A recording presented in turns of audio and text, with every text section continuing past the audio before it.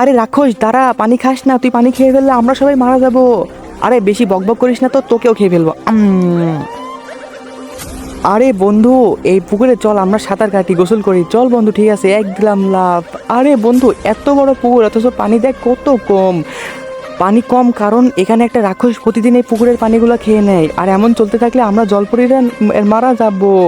আরে তুমি টেনশন করো না, আমরা তোমাদেরকে বাঁচাবো। তো বন্ধুরা, এবার দেখা যাক এই দুজন ছেলে মিলে এই রাক্ষসকে যেভাবে প্ল্যান করলে মারলো, তা দেখলে তোমরা পুরাই অবাক হয়ে যাবা। এই রাক্ষসটাকে মারার জন্য একদম প্ল্যান রেডি।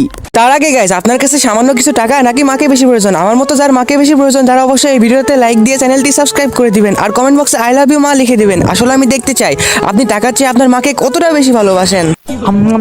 আরে এটা কি হলো? আরে বন্ধু, তুই কি করলি? ও মারা গেল। আরে পানির মধ্যে বিষ মিশে হয়েছি। আয় আয়, কি করছিস? জল পড়িয়ে তো মারা গেল। কি হয়েছে?